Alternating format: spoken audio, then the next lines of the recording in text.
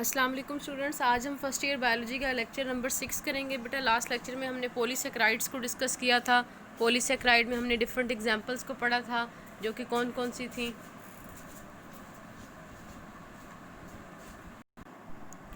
बेटा एग्जांपल्स पढ़ी थी हमने सेलुलोज, उसके अलावा हमने ग्लाइकोजन पढ़ा था एंड पढ़ा था हमने थर्ड कौन सा था जी, थर्ड था हमारे पास स्टार्च। क्लियर हो गया।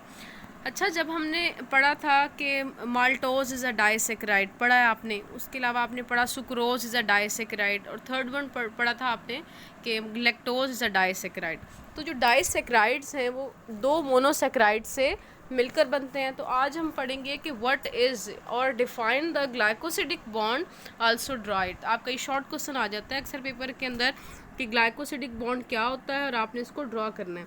तो बेटा सबसे पहले कि जो ग्लाइकोसिडिक बॉन्ड में हम पढ़ेंगे फॉर्मेशन ऑफ सुक्रोज। किसकी फॉर्मेशन? सुक्रोज की। सुक्रोज क्या होता है? एक डाइसेकेराइड होता है। सुक्रोज किस किस से मिलकर बनता है? फ्रुक्टोज प्लस ग्लूकोज से मिलकर बनता है। दोनों 6 कार्बन हमारे पास शुगर है। तो सबसे पहले हम स्ट्रक्चर के अंदर आ जाते हैं। स्ट्रक्चर के अंदर ये जो स्ट्रक्चर बना हुआ है ये किसका स्ट्रक्चर है? ये ग्लूकोज का है, और ये स्ट्रक्चर किसका है? फ्रुक्टोज का। ग्लूकोज के स्ट्रक्चर में देखें बेटा कि कार्बन नंबर 1 के नीचे OH है और कार्बन 2 के नीचे OH है, बाकी अल्टरनेट होकर लगा हुआ है। और ग्लूकोज के रिंग स्ट्रक्चर को हम कहते हैं क्या है? ग्लूकोपाइरेनोज। ग्लूकोज के अंदर कितने कार्बन होते हैं? 6 कार्बन होते हैं। ये स्ट्रक्चर मैंने आपको बनाना जो है वो लास्ट लेक्चर के अंदर दिखाया था। और ये हमारे पास जो स्ट्रक्चर है वो फ्रुक्टोज का है। फ्रुक्टोज का भी स्ट्रक्चर आपको बताया था कि फ्रुक्टोज 6 कार्बन एक मोनोसेकेराइड शुगर है, बट इसका जो मॉलिक्यूलर फार्मूला है वो तो ग्लूकोज की तरह ही है, C6H12O6। लेकिन फ्रुक्टोज के अंदर जो फंक्शनल ग्रुप है वो कीटो फंक्शनल ग्रुप है। दैट्स वाई जो फ्रुक्टोज है वो कौन सी रिंग बनाता है? 5 कॉर्नर्ड रिंग है। देखें 1 2 3 4 5 कोने हैं इस रिंग के, लेकिन कार्बन 6 है। तो कार्बन नंबर 1 ये है, कार्बन 2 3 4 5 एंड 6। फ्रुक्टोज के कितने जो है वो हमारे पास कार्बन है? फ्रुक्टोज के अंदर 6 कार्बन है। अच्छा, उसके बाद हम देखेंगे कि फ्रुक्टोज बना लेना है, यहाँ पे आपने ग्लूकोज बना लेना है, यहाँ पे फ्रुक्टोज बना लेना है। कार्बन नंबर 1 ऑफ ग्लूकोज जिसके नीचे OH लगा हुआ है, कार्बन 1 ऑफ ग्लूकोज बॉन्ड बनाएगी फ्रुक्टोज की कार्बन 2 के साथ। OH carbon number 1 of glucose से रिमूव होगा और H जाएगा फ्रुक्टोज के कार्बन नंबर 2 से, और यहाँ पे क्या हो जाएगा? वाटर का मॉलिक्यूल रिलीज हो जाएगा। अब बेटा यहाँ पे देखें, यहाँ से OH निकल गया, यहाँ से H निकल गया, तो ये जो ऑक्सीजन है यहाँ पर, ये ऑक्सीजन जाकर किसके साथ बाइंड हो गई है?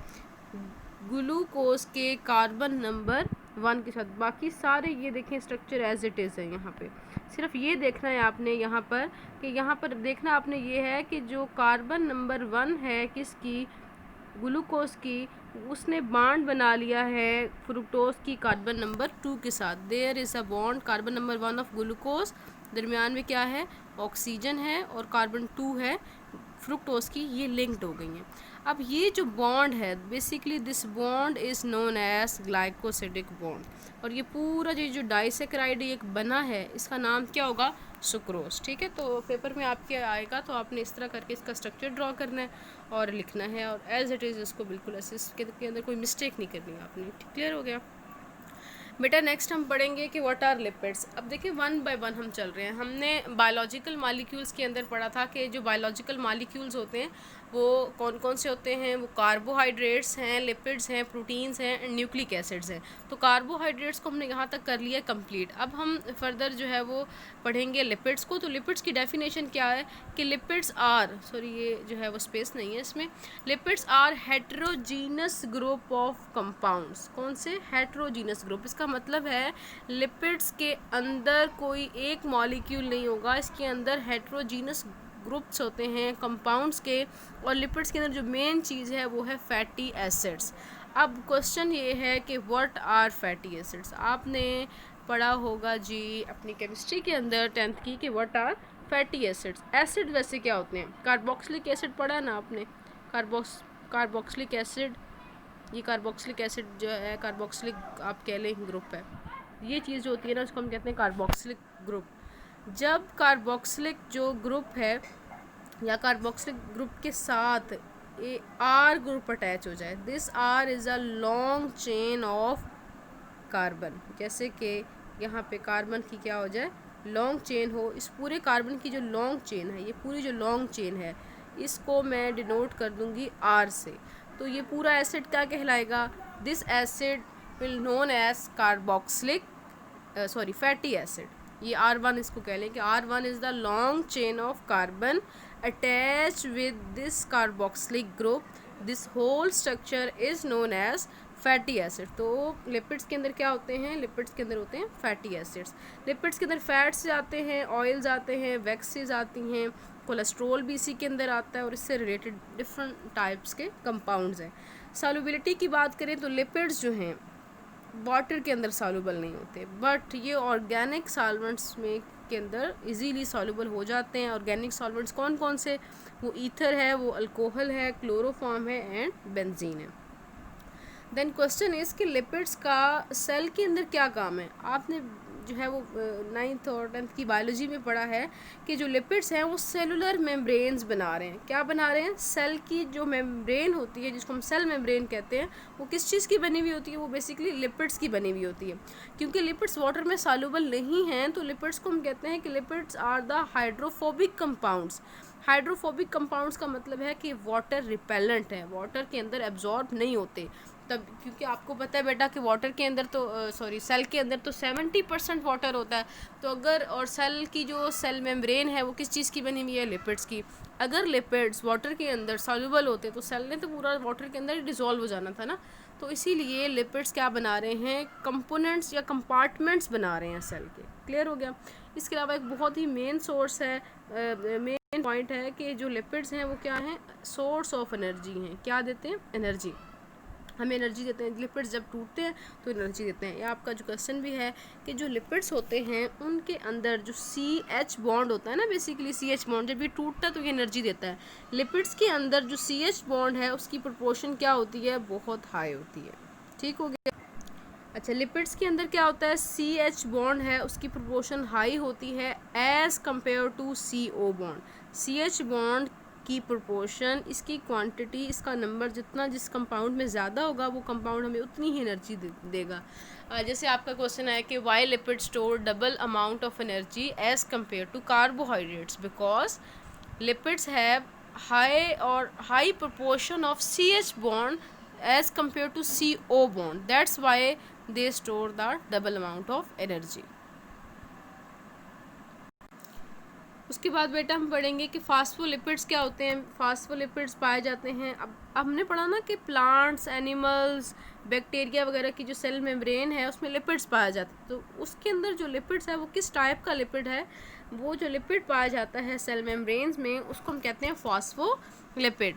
उसके अलावा ये क्या कर रहे हैं, प्रोटेक्टिव लेयर्स बना रहे हैं। Some lipids provide insulation against atmospheric heat and cold. कुछ लिपिड्स वाटर प्रूफ मटेरियल के तौर पे एक्ट करते हैं because they are hydrophobic, they are not soluble in water. उसके बाद फॉर एग्जांपल जो वैक्सेस हैं ये लिपिड्स की टाइप्स हैं। ये जो इंसेक्ट्स हैं उनका जो एक्सोस्केलेटन है वो किसका बना हुआ होता है, वो लिपिड्स का बना हुआ होता है, जिसको हम क्यूटिन कहते हैं। Cutin is another example which form protective layer called cuticle on the epidermis of the leave, fruits and seeds. आपने अक्सर देखा होगा कि जो लीव्स होते हैं उनकी एपिडर्मिस के ऊपर ना एक आप देखेंगे तो एक शाइनी सी लेयर नज़र आती है आपको, फ्रूट्स के ऊपर भी और सीड्स के ऊपर भी। तो ये शाइनी सी लेयर होती है एपिडर्मिस के outside, this is known as cuticle. और इसके अलावा जो एक्सोस्केलेटन होता है इंसेक्ट्स का वो किस चीज़ का बना हुआ होता है, वो बना हुआ होता है जिसका आपके क्यूटिन का बना हुआ होता है। Cutin is a vaccine material. फिर आते हैं हम कि वाटर लॉस से भी हमें बचा रहे हैं लिपिड्स, और एब्रेसिव डैमेज का मतलब होता है रगड़ वगैरह से हमें बचाते हैं। क्लासिफिकेशन करनी है हमने लिपिड्स की। अब लिपिड्स की ना आपकी बुक के अंदर बहुत सी क्लासिफिकेशन दी हुई है कि लिपिड्स की क्लासेस में असाइल ग्लिसरॉल्स हैं, उसके अलावा जो है वो उसके अंदर असाइल ग्लिसरॉल था, उसके अंदर और क्लास क्या है लिपिड्स की, स्पिनोलिपिड्स हैं, उसके अलावा फास्फोलिपिड्स हैं, वैक्सेस हैं, टर्पिनाइड्स हैं। तो वन बाय वन हम सबको रीड करेंगे। तो पहली जो क्लास है लिपिड्स की, this is known as acyl glycerol. अब बेटा इसको असाइल ग्लिसरॉल क्यों कहते हैं, असाइल का वर्ड जो है ये रिलेटेड है किसके साथ, फैटी एसिड के साथ। असाइल या जो फैटी एसिड होते हैं हम उनको असाइल ग्रुप्स भी कहते हैं। और ग्लिसरॉल क्या है, ग्लिसरॉल एक अल्कोहल है, एक ऐसी अल्कोहल है जिसके अंदर 3 कार्बन होते हैं और हर कार्बन के साथ एक एक OH अटैच होता है। बाकी क्या अटैच होते हैं? हाइड्रोजन।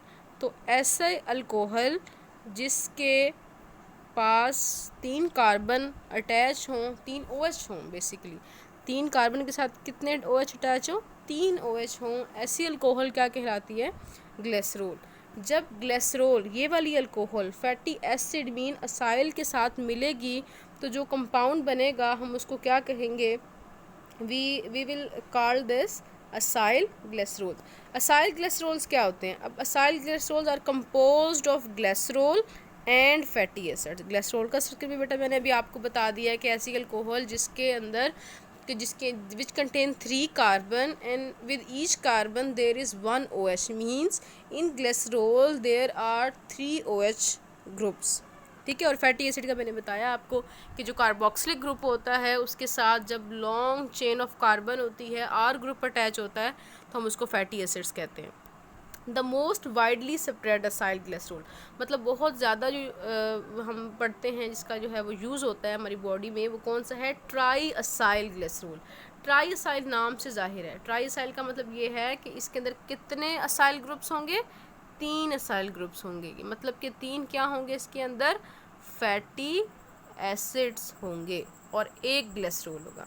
हम इस ट्राईग्लिसरॉल को हम ट्राईग्लिसराइड्स भी कहते हैं या न्यूट्रल लिपिड्स भी कहते हैं, बिकॉज इनके ऊपर कोई चार्ज नहीं होता तो इसलिए हम इनको क्या कहते हैं? They are known as neutral lipids. उसके बाद हम कहेंगे केमिकली, अगर हम इनको केमिकली डिफाइन करें कि केमिकली असाइल ग्लिसरॉल्स क्या हैं, तो chemically acyl glycerols can be define as ester of fatty acid and alcohol.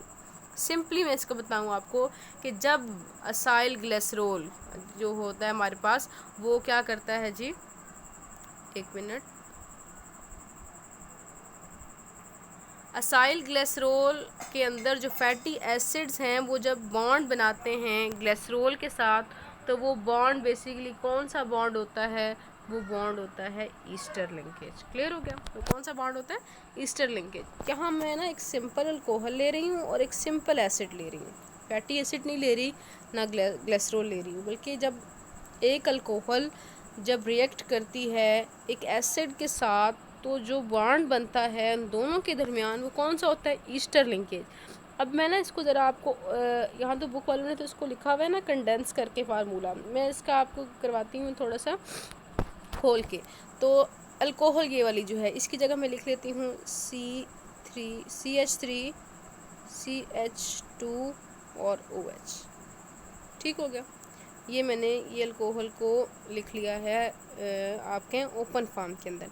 यहाँ पे एसिटिक एसिड है, इस एसिटिक एसिड को मैं लिख लेती हूँ C डबल बॉन्ड O, यहाँ पे OH है और यहाँ पे है CH3। ठीक हो गया? इस एसिटिक एसिड को मैंने ओपन फॉर्म के अंदर इस तरह करके लिख लिया है, एसिटिक एसिड है और ये हमारे पास क्या है? अल्कोहल है। ये कौन सी अल्कोहल है? इस अल्कोहल का नाम है एथेनॉल और ये कौन सा एसिड है? एसिटिक एसिड है। क्लियर हो गया यहाँ तक?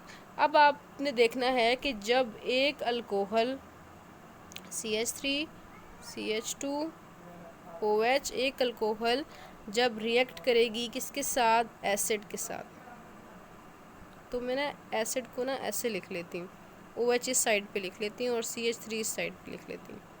कौन सा एसिड है? Acidic acid. अब बेटा जो एसिड है, बल्कि थोड़ा सा इसको और हम कर लेते हैं, CH3 CH2 OH plus HO C double bond O and CH3। ये मैंने एसिटिक एसिड बनाया और अल्कोहल बना ली। अब होगा क्या कि जो एसिड है वो क्या डिनोट करेगा? H, और अल्कोहल क्या देगी? OH देगी। क्लियर हो गया? जब ये होगा रिएक्शन तो इस रिएक्शन के अंदर क्या हुआ? वाटर रिमूव हो गया। वाटर क्या हो गया?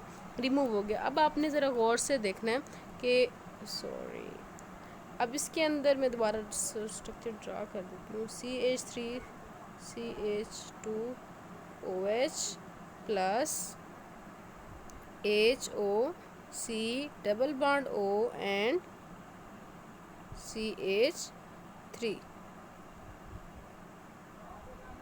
CH3 होगा क्या, यहाँ से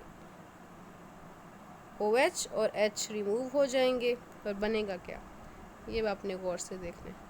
CH3 CH2 ऐसे ही आएगा। अब ये OH तो निकल गया ना और H भी निकल गया यहाँ पे, किसकी फॉर्म में, वाटर की फॉर्म में। तो यहाँ पर क्या रह गया, यहाँ पर रह गया जस्ट दिस O। ये O किसके साथ अटैच होगा, ये अटैच हो जाएगा इस कार्बन के साथ। ये कार्बन के ऊपर O है और साथ में क्या लगा हुआ है, CH3। अब आप देखें कि यहाँ पे जो बॉन्ड बना है, ये कार्बन है, ऑक्सीजन है, कार्बन है, ऑक्सीजन है, ये बॉन्ड, ये जो बॉन्ड है इसको हम इस तरह भी लिख सकते हैं। इस पूरे को मैं लिखूँगी R, ठीक है, O, ये कार्बन, ऑक्सीजन, और इस CH3 की जगह भी मैं R लिख सकती हूँ ये।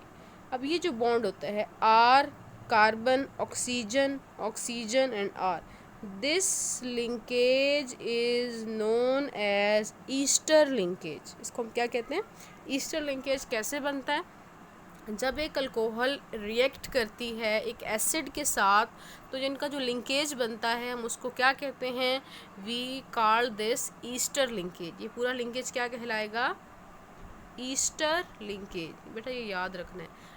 whenever an alcohol mean ethanol will react with acid, here is acetic acid, the bond between them will be known as ester linkage. ठीक हो गया। As indicated by the dotted square, यहाँ पे आपने देखा वाटर जो है वो रिमूव हो गया है, यहाँ पर देखें, और ये ईस्टर लिंकेज बनेगा। आप जो मैंने आपको भी फार्मूला लिखवाया है ना, इसको अगर आप कंडेंस करके लिखेंगे तो ये बिल्कुल यही वाला फार्मूला है। ठीक हो गया। As indicated by the dotted square, OH is released from the alcohol and H is released from the acid. ठीक है, क्योंकि एसिड H देता है और जो अल्कोहल है वो OH देती है। H and OH combine to form, HOH जब कंबाइन हो गए तो ये कंबाइन होके क्या बना देंगे, ये कंबाइन होके बना देंगे एक वाटर मॉलिक्यूल रिलीज हो जाएगा। और fatty acid are one of the most important components of the triglycerides. अब हमने जो नेक्स्ट करना है रिएक्शन, नेक्स्ट के अंदर हम ये जो अल्कोहल है ना, इसकी जगह हम ले लेंगे ग्लिसरॉल, और ये जो एसिड है इसकी जगह हम कौन सा एसिड ले लेंगे, फैटी एसिड्स। जब फैटी एसिड ग्लिसरॉल के साथ रिएक्ट करेगा बिल्कुल इस तरह वाटर निकलेगा, और कौन सा लिंकेज बनेगा, ईस्टर लिंकेज बनेगा। और जो कंपाउंड यहाँ पर जो कंपाउंड बना, इस कंपाउंड को फिर हम जब फैटी एसिड यहाँ पे यूज़ करेंगे और ग्लिसरॉल यूज़ करेंगे तो यहाँ पर जो कंपाउंड बनेगा उसका नाम क्या होगा, triglyceride. When ever a fatty acid react with glycerol, then the compound will be known as triglycerides। Triglyceride का क्या मतलब है, 3 फैटी एसिड इसमें हम यूज़ करेंगे और एक ग्लिसरॉल।